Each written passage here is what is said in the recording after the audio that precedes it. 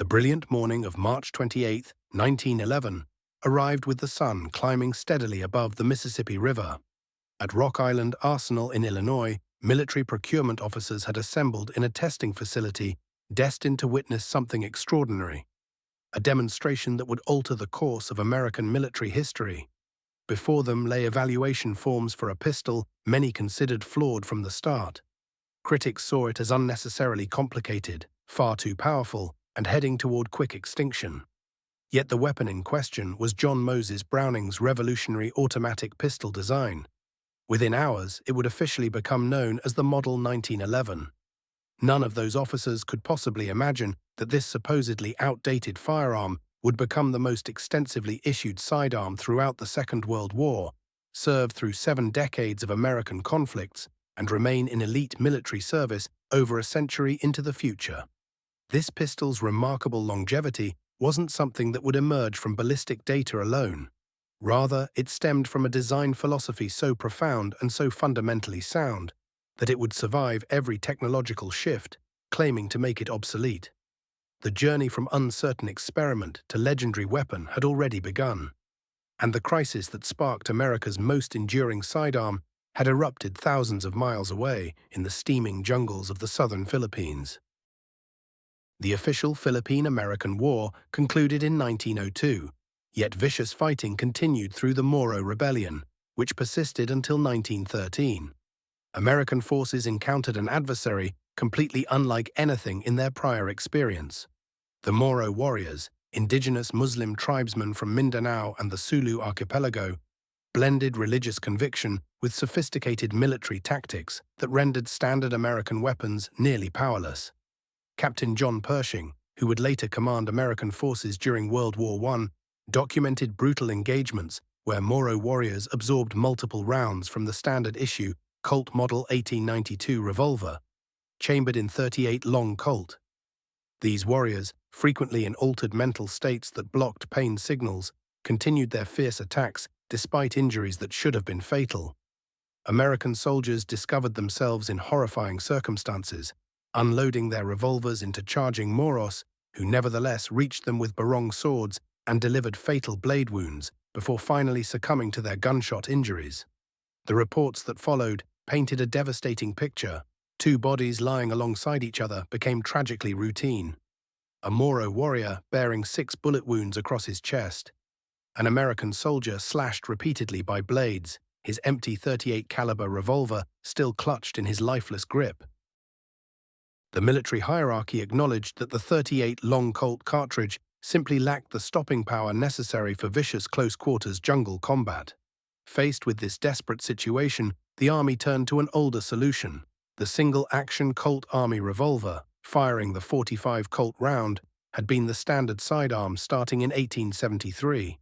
It had proven devastatingly effective against Plains Indians throughout the American frontier wars. Despite being officially retired by the lighter .38 caliber revolvers in 1892, supplies of these powerful weapons remained in storage. When troops fighting the Moros received these older guns, the impact was striking and immediate. The heavier .45 caliber bullet, weighing 230 grains compared to the .38's 150 grains, produced the stopping power that rescued American lives. This hard-won battlefield lesson created a clear military specification.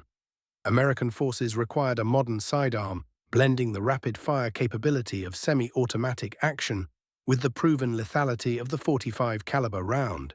In 1904, Colonel John Thompson and Major Louis Lagarde performed extensive tests on both animal and human remains to pinpoint the most effective pistol caliber.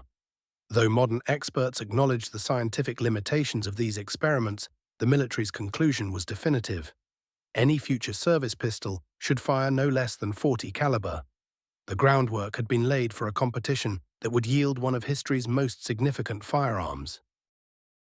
In 1907, the United States Army Ordnance Department announced specifications for a new automatic pistol. The demands were rigorous. The gun had to chamber .45 caliber ammunition. Magazine capacity needed to be at least 6 rounds. Trigger pull could not exceed 6 pounds. The weapon had to eject spent cartridges vertically for use by both left-handed and right-handed shooters.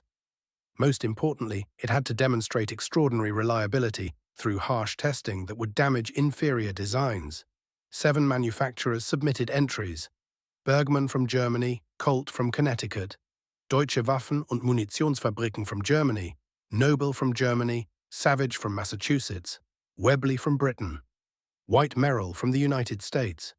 The testing board subjected each gun to thousands upon thousands of continuous rounds, combined with exposure to mud, dust, and water immersion, plus deliberate sabotage attempts designed to trigger failures.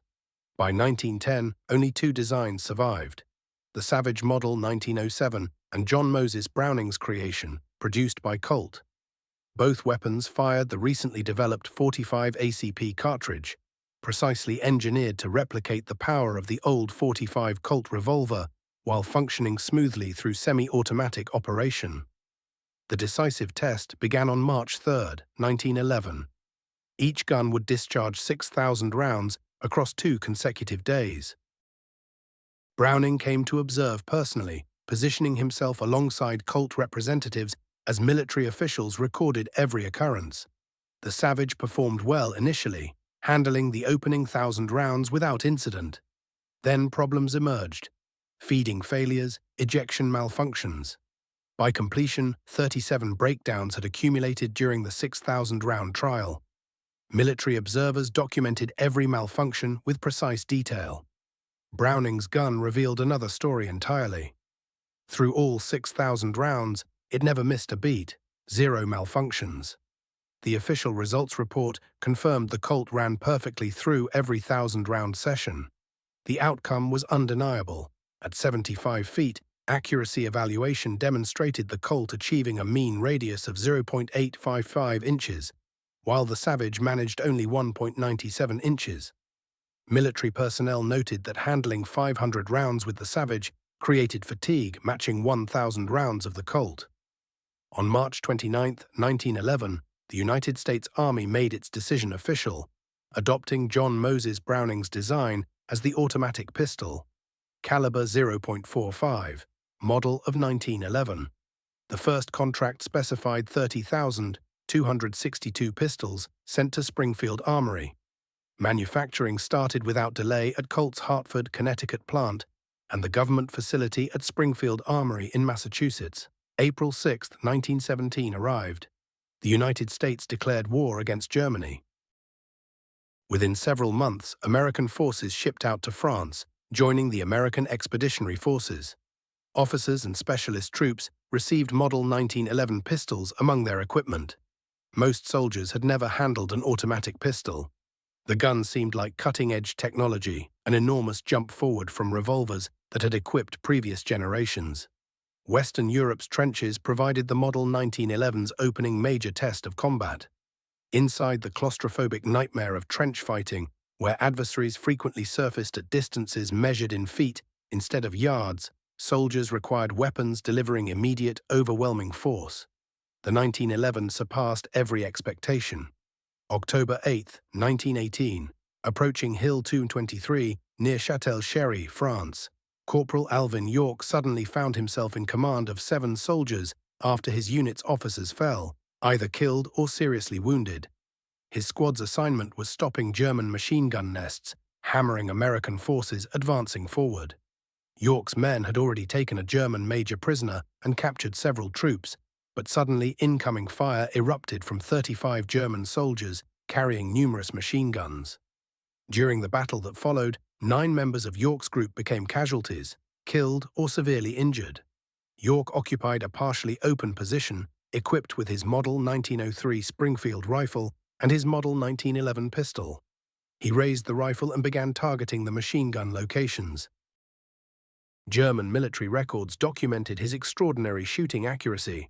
Then 6 German soldiers drew bayonets and rushed toward his location.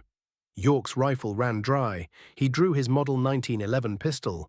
In seconds, he dropped all 6 attackers before they closed the gap. York later described his method. He shot them from rear to front, farthest soldier first, then working forward, just like hunting wild turkeys. The forward troops wouldn't see what happened to those behind. The psychological shock hit the remaining German forces hard. The Major York, held prisoner, offered to command his soldiers to give up if York would end the shooting. When American forces arrived at York's position, they discovered him guarding 132 German prisoners, 4 officers, and 128 enlisted troops. Records credited York with killing approximately 25 opposing soldiers using his rifle and pistol together. He earned the Medal of Honor for his bravery. His official citation specifically highlighted the Model 1911's crucial performance when those 6 bayonet-wielding soldiers charged. York's achievement grew into legend, though countless similar stories existed. Along the Western Front, American soldiers testified repeatedly to the Model 1911's steadfast operation and combat effectiveness. Officers commended its precision. Soldiers appreciated its raw power. The 45 caliber round, firing a 230-grain projectile at roughly 830 feet per second, delivered the stopping force that actual combat situations required. Fighting finished November 11, 1918.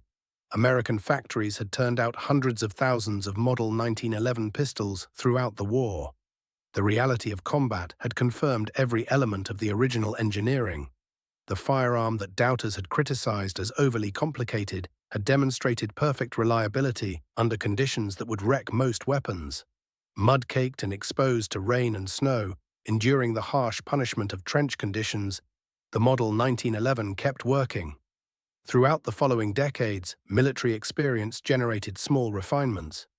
In 1926, the improved version received the designation Model 1911A1. The alterations included a reduced trigger, frame modifications behind the trigger, a curved mainspring housing, an extended grip safety lever, a larger front sight, and updated grip texturing. Guns manufactured after serial number 700,000 got the A1 designation. These upgrades enhanced the weapon while maintaining its basic function. John Moses Browning died in 1926, precisely when his design was entering this fresh chapter of service. He had witnessed its triumph in World War I, yet could not foresee the remarkable future stretching ahead. His contribution wasn't riding technological waves, but grasping fundamental concepts of mechanical engineering. The Model 1911 reflected those principles completely. September 1, 1939. Germany invaded Poland. 2 years later, the United States would be pulled into humankind's greatest conflict. The military launched massive preparations that would ultimately arm millions of personnel. Every individual required gear. The existing collection of Model 1911 and Model 1911A1 pistols, reaching into the hundreds of thousands, would prove wholly inadequate for the coming war. The manufacturing requirement was colossal. The military wanted not mere thousands of pistols, it needed millions. Established firearms producers couldn't manufacture enough. The resolution demanded channeling American production capability into weapons manufacturing at proportions never previously attempted. Washington looked to businesses completely unfamiliar with firearms production. Remington Rand, an organization creating typewriters and business machines that emerged from the 1927 merger of Remington Typewriter and Rand Cardex businesses, reopened a shuttered Syracuse typewriter facility for pistol manufacturing.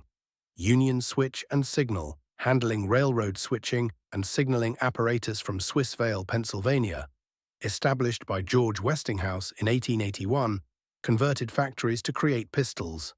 Singer, the sewing machine maker, obtained a contract designed to establish manufacturing processes and distribute that technical knowledge to other production facilities. Singer's arrangement warrants detailed examination.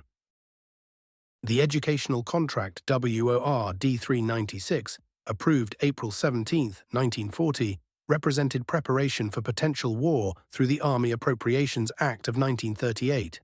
The objective was accomplishing 100 pistols hourly while producing instruction manuals that other manufacturers could implement. Singer completed merely 500 pistols carrying serial numbers S8001 through S800500 before December 1941. The organization never achieved its targets. The subsequent request for 15,000 additional pistols got rescinded, and Singer's equipment went to Remington Rand. Those 500 Singer pistols transformed into the most treasured military model 1911 A1 examples ever manufactured. An example brought $414,000 at auction during 2017. Though Singer's manufacturing fell short, the educational contract fulfilled its central purpose. The production guidelines Singer created allowed swift industrial conversion.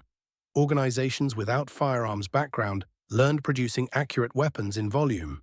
Manufacturing volumes demonstrate American industrial prowess. From 1941 through 1945, 5 manufacturers generated Model 1911 A1 pistols for wartime service. Remington Rand created 877,751 units, becoming the highest volume producer and creating approximately half of wartime production at the lowest manufacturing expense per unit. Ithaca Gun Company, a long-established firearms manufacturer headquartered in Ithaca, New York, generated 335,466 pistols and designed the stamped trigger group adopted across all manufacturers. Colt, the original maker, delivered roughly 410,000 units. Union Switch and Signal produced 55,000 pistols before contracts decreased when they shifted attention to M1 carbine manufacturing. Singer's 500 educational pistols rounded out the total. Overall manufacturing reached 1,878,742 units. This represented the greatest handgun purchase in American military annals to that era. A typewriter producer became history's greatest manufacturer of military handguns. A railroad equipment company generated precision firearms. The industrial transformation exhibited American flexibility and productive capacity in ways matching any military battlefield success. These companies' pistols followed American forces across every theater: European campaigns, Pacific campaigns, North African operations. These weapons served not simply American personnel, but Allied forces through Lend-Lease arrangements. British commandos carried them. French liberation forces deployed them. Chinese combatants operating inside Burma received them. Soviet soldiers got them. The Model 1911 A1 transformed into a universal weapon. In fighting across the Pacific, the Model 1911 A1 held special importance. The corrosive salt-air atmosphere and mud-saturated jungle surroundings destroyed many firearms. Ocean spray ate through metal. Mud clogged mechanisms. Rain flooded equipment. The Model 1911 A1's durable steel structure and straightforward engineering allowed continuous operation where advanced weapons broke down. Leathernecks island hopping through the Pacific dragged them through swamps and sandy shores. The frightening character of amphibious landings meant personnel frequently trudged through ocean waves with submerged gear. The Model 1911 A1 resumed operation following such treatment. A quick field takedown, scrubbing, and fresh lubricant put it back in action. Guadalcanal, Tarawa, Saipan, Peleliu, Iwo Jima, Okinawa. Every island battle demonstrated the pistol's worth. Leathernecks clearing Japanese positions and underground networks discovered the .45 caliber round produced devastating results at close distances. The impression created by the large bore gun inside tight spaces mattered as much as its ballistic power. Japanese combatants who endured encounters with American soldiers repeatedly expressed anxiety regarding the powerful American guns. Forces in New Guinea and the Philippines depended on them during intimate jungle combat, matching the circumstances that prompted the gun's creation when confronting Moro fighters 4 decades before. The 40-year arc, from Philippine jungles back to Philippine jungles, from Moro opponents to Japanese opponents, validated every engineering decision made back in 1911. The weapon functioned as effectively in 1945 as designers had conceived it for 1902. These pistols preserved American lives in circumstances extending well beyond conventional fighting. Aircraft pilots forced down over hostile areas employed them for protection during survival and recovery operations. The compact dimensions and dependable performance made it exceptionally suited for survival scenarios. Lieutenant Louis Amperani's B-24 went down over Pacific waters in May 1943, and he carried his Model 1911 with him. 47 days followed, drifting across the sea before enemy forces captured him. Though he never had to use it, the pistol stayed operational despite weeks submerged in salt water. Paratroopers launched behind enemy positions on D-Day and during Operation Market Garden carried these weapons as backup options when primary firearms sustained damage or ammunition ran out. The gun's capacity to remain functional following parachute descents, hard impacts, and extended firefights made it crucial. Tank crew members, whose main guns became useless once outside their vehicles, depended on the Model 1911 if forced to evacuate disabled tanks. Historical records describe numerous situations where tank crews fought their direction to American lines using only pistols after mechanical failures or incoming fire rendered their vehicles inoperable. Sailors stationed on vessels utilized them to repel boarders and protect damage control stations. Throughout kamikaze strikes, naval personnel battling fires and evacuating wounded shipmates relied on the Model 1911 for defense against potential infiltrators or as ultimate weapons if their vessel came under attack. The pistol's resistance to saltwater deterioration proved vital in the maritime setting. European operations demonstrated its value equally well. Airborne missions across Normandy, Holland, and Germany featured extensive pistol deployment. Officers spearheading infantry charges carried them. Combat engineers removing barriers under heavy fire required weapons they could count on absolutely. Military police operating in rear zones and managing detainees depended on them. Anywhere soldiers required a trustworthy secondary weapon, the Model 1911A1 demonstrated its capability. December 1944 brought intense fighting in the Ardennes region. American troops, ambushed in the forested terrain, engaged in brutal holding actions under freezing conditions. Firearms that functioned perfectly during warmer months became unreliable in sub-zero cold. Oils congealed, mechanisms locked solid. When properly serviced using appropriate winter lubricants, the Model 1911 continued operating. Troops discovered keeping their pistols underneath their clothing prevented freezing by using natural body warmth. The straightforward construction ensured that even when ice accumulated, brief warming made the weapon functional again. Colonel Walter Walsh, the renowned FBI professional turned Marine officer, exemplified what this weapon could accomplish in expert hands. During combat on Okinawa in 1944, Walsh struck a Japanese sniper 90 yards distant with a single Model 1911 round placed in the torso. This remarkable accomplishment, thoroughly documented in authoritative publications, including American Rifleman, illustrated the extraordinary results possible through superior marksmanship using this design. Walsh, who reached age 106, held the distinction of being the FBI's oldest surviving retired agent. August 15, 1945, brought Japan's capitulation. World War II concluded. America rose to superpower status. Its armed forces wielded weapons whose production overwhelmed the industrial output of the entire world. The Model 1911 occupied a key position among those arms, having demonstrated unwavering dependability across every geographical zone and every combat region. Post-war decades introduced fresh conflicts, demanding performance in conditions its original builders never anticipated. The Korean Peninsula from 1950 through 1953 presented extraordinary difficulties. Winter temperatures there froze conventional lubricants and rendered mechanisms inoperable. Soldiers quickly realized that weapons prepared for moderate climates malfunctioned in Korean freeze. The Model 1911 demonstrated remarkable flexibility. Removing all lubricant and letting it operate completely dry prevented the ice locking that immobilized other weapons.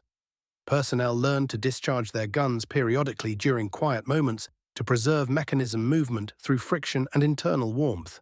Brigadier General S.L.A. Marshall, who served as Chief Historical Officer for European World War II operations and later documented Korean fighting, extensively studied the pistol's battlefield results. His official reports indicated greater praise for the weapon's usefulness in Korea than in either World War. Combat frequently descended into close quarters, where full-length rifles became unmanageable. North Korean and Chinese units relied on mass infantry tactics, swarming defensive locations through overwhelming numbers. American defenders protecting perimeter lines discovered the Model 1911 remained effective at 25-yard distances, where deliberate pistol shots could turn the tide. Close quarters fighting in trenches and bunkers particularly favored this weapon. Adversary forces maintained extensive tunnel and trench networks, and clearing these positions demanded weapons delivering rapid results in tight quarters while staying manageable. The Model 1911's dimensions, weight, and stopping force proved perfectly matched for tunnel clearance roles.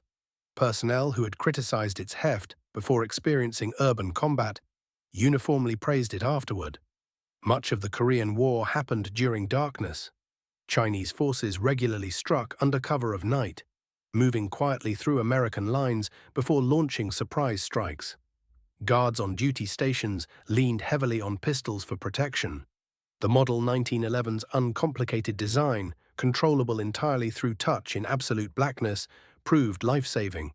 The grip safety and thumb-operated safety release could be deactivated instantly. The single-action mechanism required minimal finger pressure. Fighters practiced operating through touch exclusively, a skill that protected personnel during nocturnal engagements. Vietnam, spanning 1961 to 1975, tested the weapon in yet another hostile terrain. Most service pistols were renovated World War II stock, containing mixed-origin parts, proof of the original frame's exceptional strength. Components manufactured by Colt, Remington Rand, Ithaca, and Union Switch and Signal appeared combined within individual weapons. These improvised firearms, assembled from whatever serviceable pieces remained available, functioned reliably decades beyond their original construction. The Vietnam conflict thrust the Model 1911 into prominence through an application its original designers never foresaw.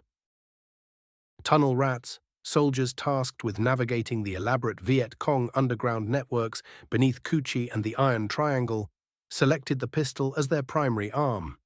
These subterranean passages extended for miles, containing barracks, medical facilities, manufacturing workshops, and operational headquarters. American leadership needed forces capable of locating and eliminating these installations. The responsibility went to courageous volunteers who crawled through pitch-black passages, sometimes barely wider than 3 feet, confronting enemy combatants inside their own territory. For these tunnel explorers, weapon selection mattered critically. Rifles proved too lengthy for claustrophobic spaces, shotguns occupied too much space, carbines offered marginal improvement, yet remained cumbersome. The Model 1911 worked beautifully. Its length allowed operation through tunnels scarcely broad enough for human passage.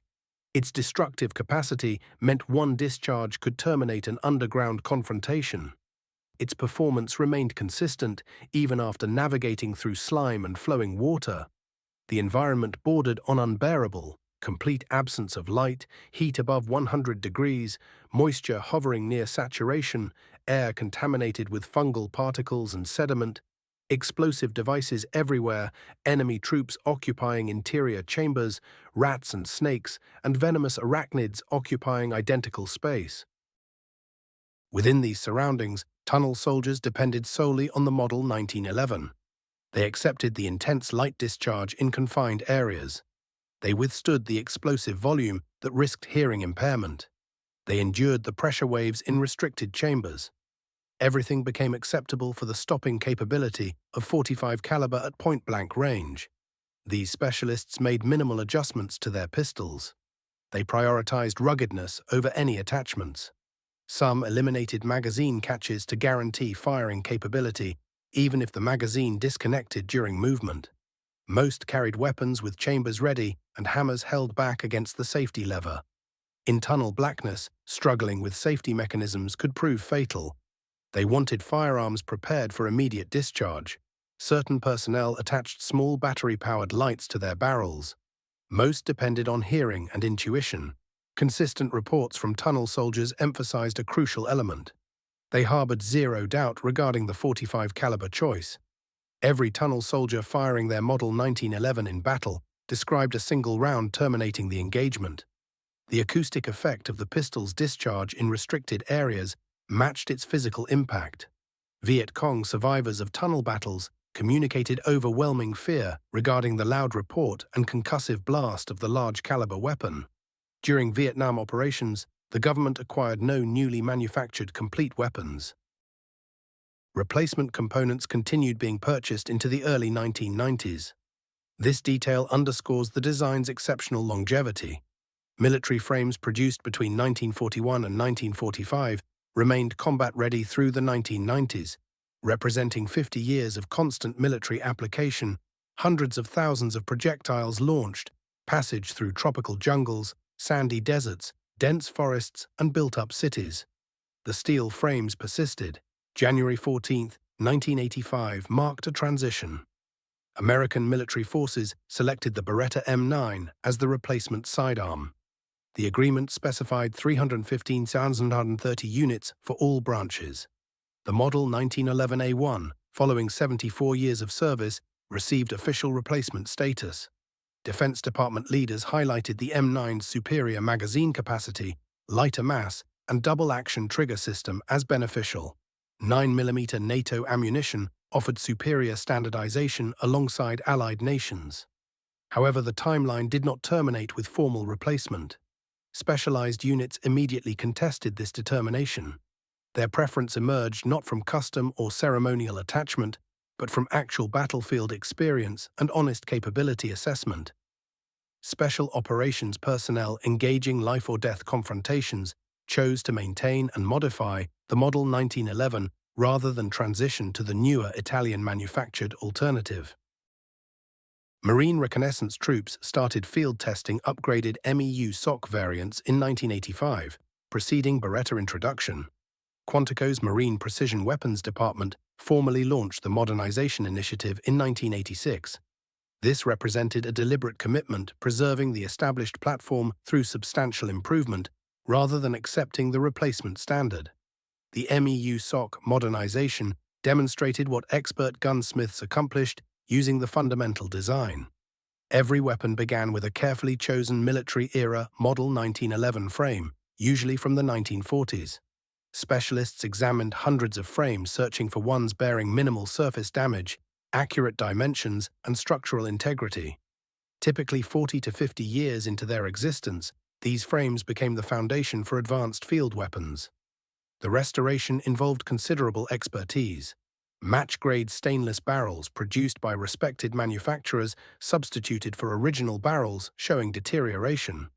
Every barrel received individual hand-fitting to its specific frame, achieving precision tolerances, dramatically improving shot grouping. Modern Novak low-profile combat sights replaced the crude factory sights, creating superior sight images across numerous lighting situations. Wilson Combat 7-round magazines featuring improved springs and followers maintained consistent ammunition feeding. Trigger mechanisms manufactured by Videcchi, featuring precisely calibrated activation forces between 4.5 and 5 pounds, created sharp breaks enhancing accuracy. Improved thumb levers provided accommodation for right-handed and left-handed personnel alike. Meyer cushioned grips enhanced stability during firing sequences. All elements received selection based on functionality and robustness. The rebuild timetable illustrates the frame's toughness. Complete overhauls happened following 10,000 rounds. Yet the frames themselves frequently had over 500,000 rounds pass through them during their existence. World War II operations combined with training exercises produced multiple rebuild cycles. The core steel construction demonstrated near-unlimited durability. Provided consistent care and component replacement happened regularly, the underlying frame persisted endlessly. Army Special Forces sustained Model 1911 utilization following M9 standardization through equivalent enhancement programs. Every Special Forces organization employed craftspeople building modified weapons according to individual operative preferences. The single-action design facilitated accuracy levels impossible with double-action mechanisms. Specialists spending substantial time mastering this platform demonstrated shot placement that justified accepting fewer rounds. 7 precisely positioned 45 caliber projectiles surpassed 15 poorly aimed 9mm rounds in practical effectiveness. Delta Force integrated customized Model 1911s as standard equipment following founder Colonel Charlie Beckwith's direction. Beckwith, educated through British SAS exchange assignments, assessed various pistol platforms before committing to radically modified Model 1911s. Unit armorers executed advanced accuracy enhancements, transforming standard weapons into competition-grade instruments.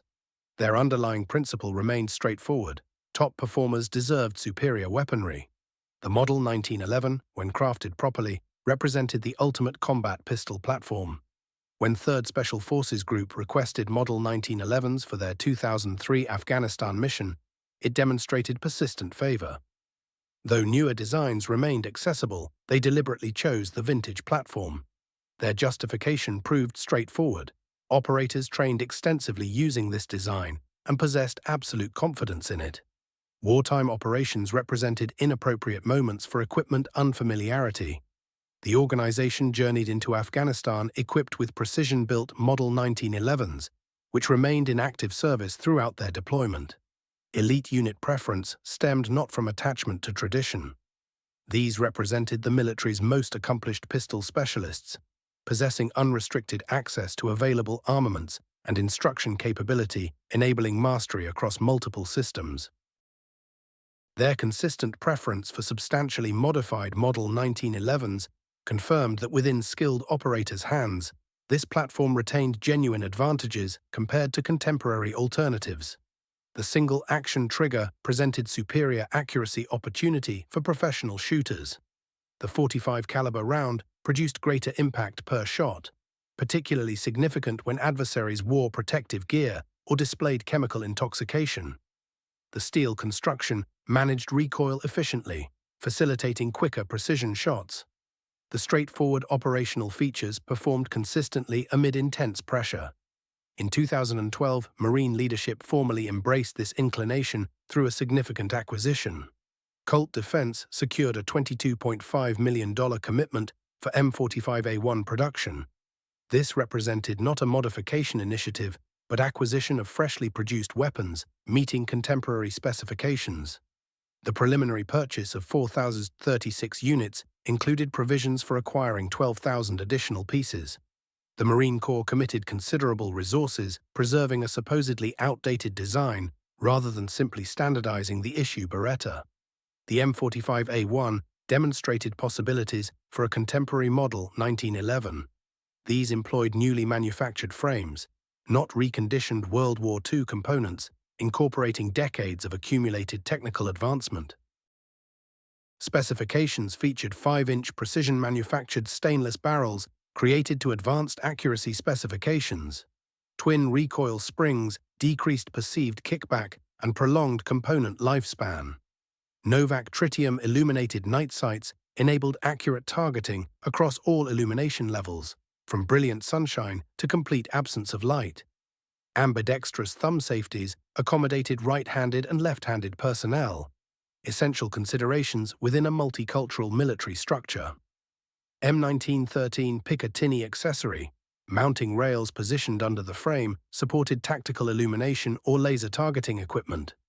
Desert tan finish, subsequently transformed to flat dark earth polymer coating, resisted corrosion in maritime climates. Wilson Combat 8-round magazines incorporating improved springs and followers, enhanced capacity without compromising feeding consistency. Modern hammer designs featuring serrated surfaces shortened trigger response periods. Solid aluminum trigger components provided sharp breaks. Total mass without ammunition registered 40 ounces, substantial though justified for the intended application. The design served Marine Special Operations Command. These highly trained personnel executed direct strike assignments, covert reconnaissance, and terrorism prevention across international theaters. Their operational requirements diverged significantly from conventional military personnel. They required flawless performance regardless of circumstances. Accuracy superseded ammunition quantity. They insisted on weapons surviving parachute insertions, underwater team deployments, vertical rope descents, and extended missions without servicing. The M45A1 satisfied these specifications. From 2012 until 2016, the M45A1 functioned as the primary Marine Special Operations sidearm. This story follows the Model 1911 pistol's incredible journey from Afghanistan and Iraq all the way through Africa and classified operations worldwide. Operators in the field reported nothing but praise for how reliably the weapon performed and how effective it remained. When it came to close quarters fighting, that .45 caliber round proved absolutely decisive. The accuracy you could achieve at extended pistol distances was remarkable.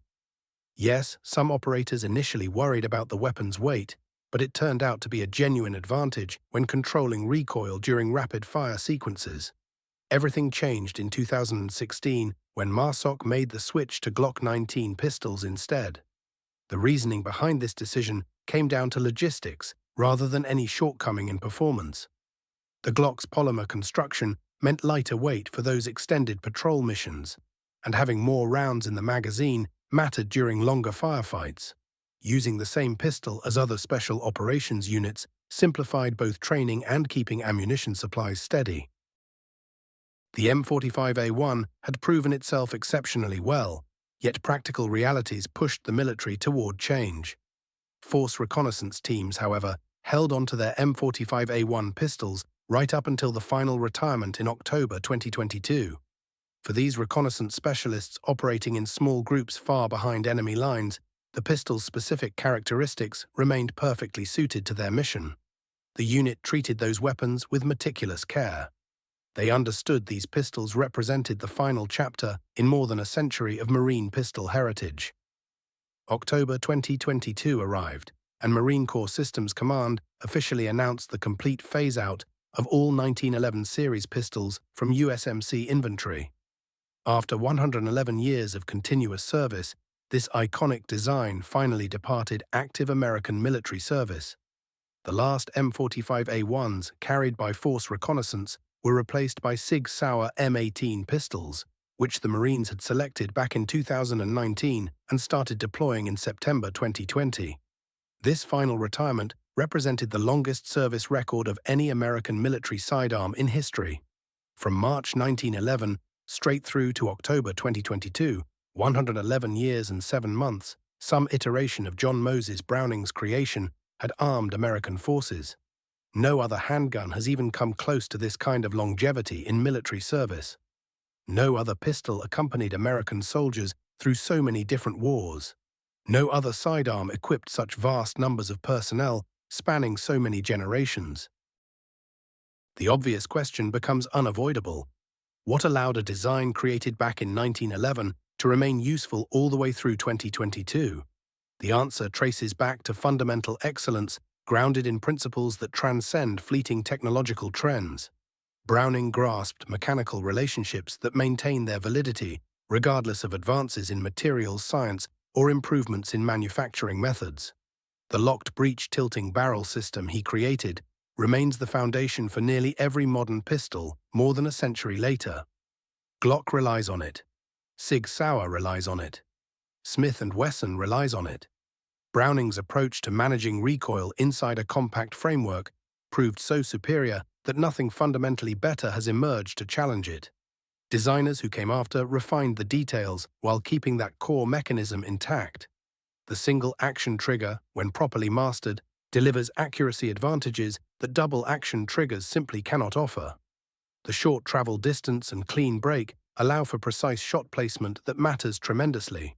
Skilled shooters can take advantage of this and hit targets with accuracy that longer, heavier double-action triggers make nearly impossible. This matters most to experienced users, which explains why elite military units and serious competitive shooters persistently favor single-action designs. Steel frame construction, despite weighing more than polymer, manages recoil far better and lasts longer. Steel handles and dissipates those recoil forces more efficiently than plastic, which lets shooters put accurate follow-up rounds downrange faster. The weight keeps the muzzle from climbing, holding your sights steady on the target. Well-maintained steel frames survive multiple replacements of barrels, springs, and smaller components. Frames from World War II were still serving in 2022, proving this durability beyond question. The .45 caliber round, while holding fewer rounds than 9mm, delivers substantially more effect with each shot. Modern ammunition has narrowed the gap somewhat, but that larger bullet still penetrates barriers better and disrupts tissue more effectively. For shooters who train seriously and consistently hit their targets, 7 rounds of 45 caliber beats 15 rounds of 9mm when your accuracy is lower.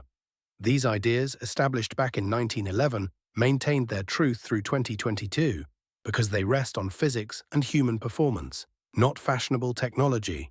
Recoil control depends on mass and leverage, nothing more complex than that. Accuracy flows from trigger feel and sight picture. Reliability comes from keeping things simple and robust. Browning optimized every single one of these within the practical limits of early 20th century manufacturing capability. Modern manufacturing offers better tolerances and superior materials, yet cannot bypass the core design principles he established. The philosophy behind the design proved eternally valid. Browning cared about function over appearance. He favored simplicity above everything else. He built for reliability during terrible conditions instead of peak performance in perfect settings. He recognized that combat weapons must work even when filthy, soaking wet, frozen solid, or dropped hard. That philosophy created a weapon that dominated in the harshest imaginable circumstances. Newer pistols certainly bring genuine advantages. More ammunition capacity matters during extended fights where reloading gets risky or stays impossible. Polymer frames lighten the load for long patrols or carrying hidden all day. Quick-change designs let soldiers switch configurations between different missions or individual preferences. Striker-fired mechanisms eliminate external hammers that snag on gear. These advantages genuinely exist and have influenced military and law enforcement toward modern designs. Yet the Model 1911 continues flourishing in an age of unprecedented firearms diversity. Countless companies manufacture variations from affordable overseas imports to hand-built custom pieces running thousands of dollars. Wilson Combat, Les Baer, Ed Brown, Nighthawk Custom, and many others construct pistols on this platform, achieving accuracy and reliability that surpass most contemporary designs. These companies succeed because demand stays robust. Newcomers find the Model 1911 and transform into dedicated enthusiasts. The way it feels in your hand seems instinctively right. The trigger impresses them the moment they experience it. The accuracy possibilities captivate them completely. They become part of a community stretching back generations of users. Experienced shooters return to it after trying newer alternatives and discover qualities that only emerge through extensive hands-on use. The natural pointing angle, the control that grip design provides, the positive response of the single-action trigger, the deep satisfaction that comes from mastering a challenging platform. Competition shooters construct specialized race guns using this platform for IPSC, USPSA, and similar action sports. These heavily customized versions barely resemble military-issue examples, but keep the fundamental operating system unchanged. That operating system's accuracy potential and trigger characteristics make them competitive with pistols designed specifically for competitive shooting. Bullseye shooters accomplish inch-wide groups at 50 yards using carefully assembled examples. Commercial markets prove this lasting appeal through purchase numbers. During an age when most firearms become outdated within 10 years, the Model 1911 has stayed in production continuously for over a century. No other firearm matches this staying power, whether rifles, shotguns, or any other pistol. The Model 1911 stands completely alone in sustained production alongside ongoing improvement. Thousands of aftermarket components enable infinite modification options.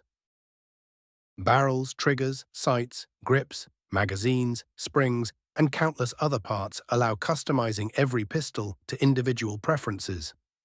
Gunsmiths dedicate themselves to this platform, building expertise they pass down across generations. The accumulated knowledge surrounding this design surpasses any other firearm. This vast ecosystem supporting a design now over a century old remains unmatched in firearms history and continues growing. The influence reaches far beyond military applications into the fabric of American culture itself. Movies and books consistently portray this pistol as the quintessential American handgun. Its outline stays instantly recognizable even among people unfamiliar with firearms. That squared slide, the curved trigger, that grip safety. The distinctive shape has achieved iconic status. Reputation precedes it even for those who've never touched a firearm personally. It symbolizes American manufacturing from a bygone era when products were constructed to endure multiple generations rather than just several years. The term 1911 transformed into a generic label describing an entire pistol category rather than one specific model. This linguistic shift reveals its cultural footprint. Like Kleenex became synonymous with tissues, or Xerox became shorthand for copying, 1911 moved beyond its military designation to represent a whole pistol style. Producers from Argentina to the Philippines manufacture 1911-style variants.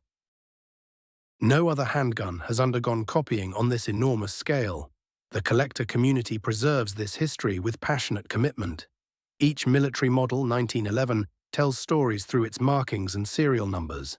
A pistol from World War I service in France still displays the wear from a soldier's daily carry. A World War II Pacific Theater pistol bears production marks indicating wartime urgency.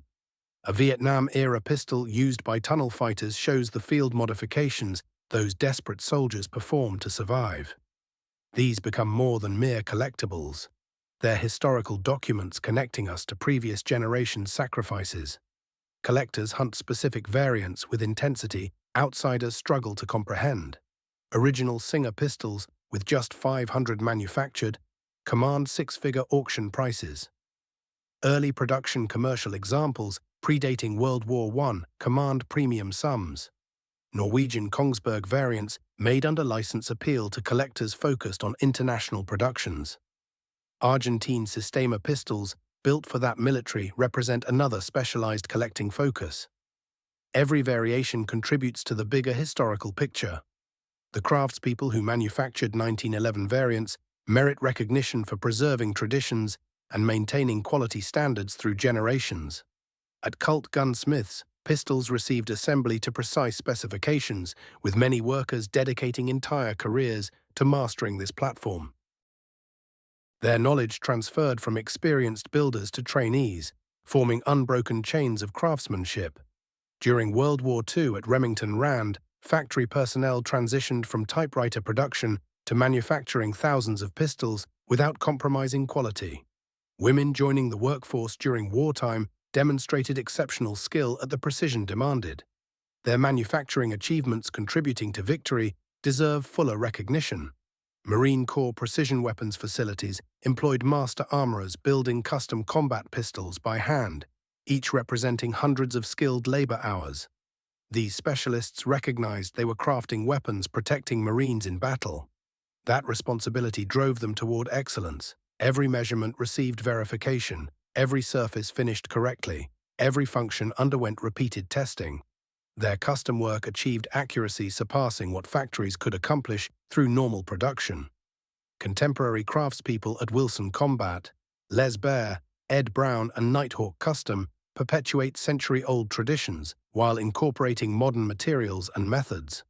These builders merge conventional hand-fitting with contemporary CNC equipment, achieving precision measured in 10,000ths of an inch.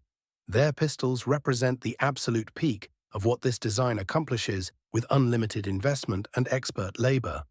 That such enterprises succeed demonstrates how current the design stays. The transformation from supposedly outdated design into legendary weapon resulted from gradual accumulation of combat experience across many soldier generations. Those experiencing desperate situations reported back. Officers depending on the weapon recommended it enthusiastically. Word spread through individual experience rather than advertising strategies. This genuine development of reputation through demonstrated performance under impossibly harsh conditions created a legacy outlasting formal military replacement by decades.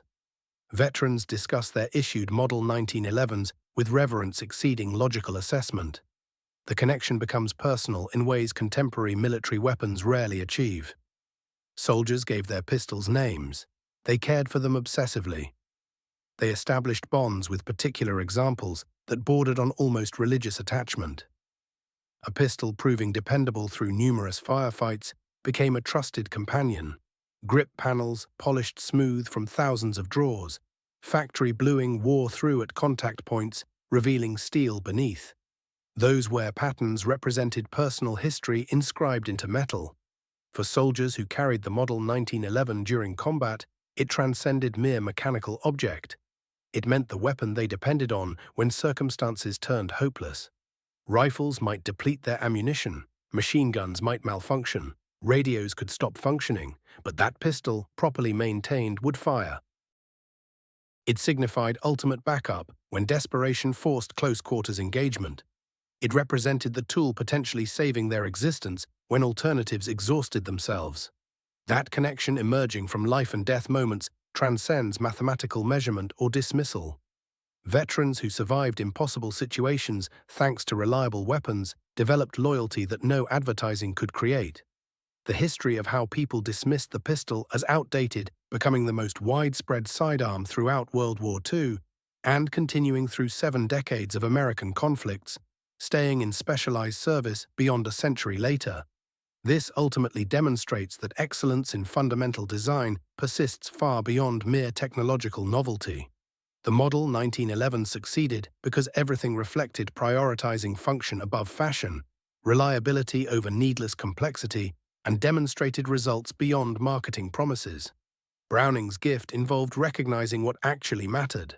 Not contemporary technology, not cutting-edge materials, not trendy features, rather fundamental mechanical rules enduring through decades of technological progress that locked breech managing recoil, that single action trigger enabling accuracy, that grip angle aligning naturally, those controls operating intuitively. These fundamentals mattered in 1911. They mattered during 1945. They mattered through 2022. When the last M45A1 departed Marine Corps inventory in October 2022, an era concluded. Yet the Model 1911 itself persists.